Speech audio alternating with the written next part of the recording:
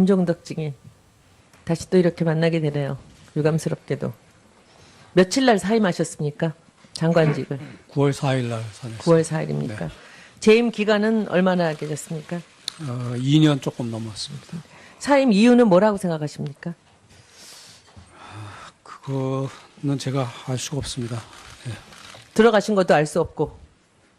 들어간 거는 뭐 이미 언론에서 많이 나왔습니다만 나중에 알게 됐습니다만 차은택이 추천해 갖고 들어간 걸로 되어 있습니다. 누구에게 통보받으셨습니까? 김기춘 실장께서 내정됐다고 후보자로. 예. 그만두시는 거는 누가 얘기를 해주셨습니까? 그만둔 거는 사실은 제가 올 초에 제가 좀 사임 의사를 여기 계신 수석께도 전달했고 또 부속실에도 전달을 했습니다. 몸도 안 좋고 또 뭐 여러 가지 것들이 저를 건너뛰어서 결정되는 것들이 너무 많아지고 있어서 그래서 제가 말씀을 드렸는데 조금 기다리라고 그러시더라고요. 그게 아마 장관들 교체할 때 함께 하자고 네. 그래서 그렇게 된 것 같습니다. 이 업계에서는 네. 김종덕 증인이야말로 관운이 있는 사람이라고 얘기를 하기도 합니다. 잘 모르겠습니다. 오랫동안 장관직에 있었고 이 국정농단이 본격화되기 전에 그만두셔서 사실은 큰 총알을 피해갔다고 하지만 실제로 보면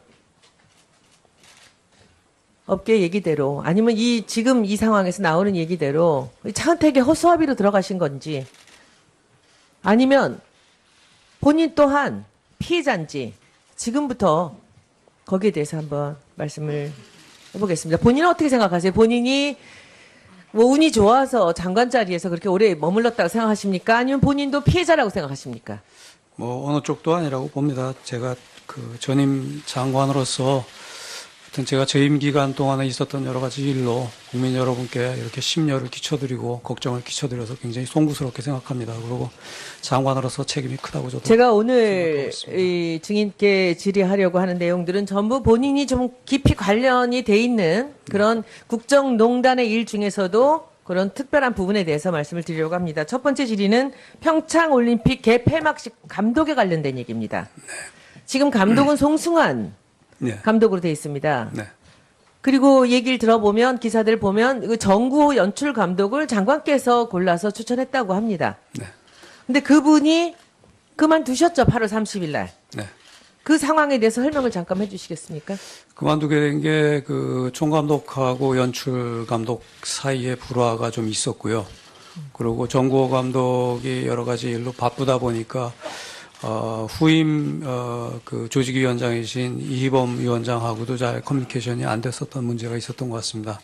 그래서 아마 계약을 하는 과정에서 정구호 감독만 빼놓고 계약이 이루어지면서 그거에 대해서 반발을 해서 아마 사임한 걸로 알고 그 있습니다. 장관께서, 그러니까 김종덕 증인께서 추천을 했던 연출 감독이라고 들었는데 네. 그것을 커버해줄 능력이 장관으로서 없었습니까?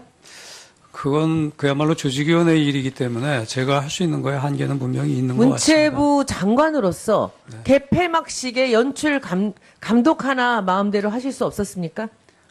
그 문제는 뭐 제가 개입하고 말고의 문제가 사실은 아닙니다. 이건 조직위원회가 해야 하는 일이고 조직위원회가 전권을 갖고 할 근데 그 일입니다. 개입의 시작에 증인께서 있었다라고 얘기를 듣고 있는데 제가 정구호 감독한테 직접 얘기를 들었습니다. 네. 장관이 나를 추천했다. 네, 그래서 갔다. 네, 그렇습니다. 정구호라는 감독은 굉장히 우수한 한국적인 그 아름다움이나 그 본질을 표현하는 정말 최고의 감독이라고 저는 생각합니다. 그런데 지금 이 개폐식 총감독 그 송승환 감독에 대해서 굉장히 논란이 많습니다. 그 과정을 보면 투명하지 않은 얘기들이 너무 많고요. 이 감독에서 선정 자문위원회의 이 선정 결과에서도 처음에는 그 감독이 선정이 되지 않았습니다. 그렇습니다. 그 안에 송승환 감독이 있었습니다. 근데 그 뒤에 송승환 감독이 우선 대상으로 후보자 추대가 되었습니다. 이건 누가 한 것입니까?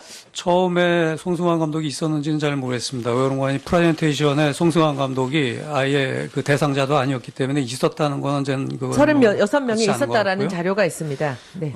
아마 그러면 아마 프레젠테이션 준비를 제대로 안 해가지고 아마 프레젠테이션 자체가 그 기간 안에 못했었을 겁니다. 그렇기 어쩌면 때문에 본인이 대상자가. 고사했을지도 네, 모르고요. 그랬을 수도 여러 있고요. 명이 같이 하는 건 싫다라고.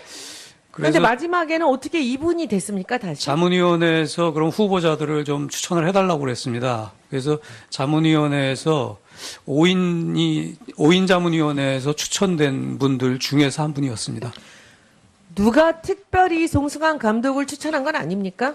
한 두 분 정도가 조금 좀 특별히 누구였습니까? 좀 추천을 얘기해 하셨는데 주셔야 그건 됩니다, 뭐 오늘. 조금 좀 그 증인께서는 그분하고 저는 그분이 특별히 차은택이라든지 최순실하고 관계가 있는 분은 아니라는 건 제가 분명히 알기 때문에 그분의 개인적인 어떤 신상을 알겠습니다. 밝히는 근데 좋지 제 않다고 상상으로는 네. 이 차은택 감독이 했을 수도 있지만 저는 박근혜 대통령께서 특별하게 관심을 가진 게 아니었나라는 생각을 합니다. 송승환 제가 감독에 알기로는 대해서. 그렇지는 않습니다. 왜냐하면 송승환 감독의 연출력에 대해서 대통령께서 좀 걱정을 하셨기 때문에 정구호 감독을 제가 그렇습니까? 연출. 그러면 지금 송 감독 입장에서는 이 청와대와 문체부의 요구가 너무 복잡하고 많아서 마음고생이 심했지만 다 참았다. 나도 피해자다라고 얘기를 하고, 그리고 이 정구 감독 입장에서는 뭐 언론에서 이미 자기가 불이익을 당했다는 얘기를 많이 하고 있습니다. 근데 김정덕 그 증인께서 정구 감독한테 했던 얘기가 내 힘으로는 어쩔 수 없다. 라는 얘기를 듣고 정 감독이 사퇴를 했습니다.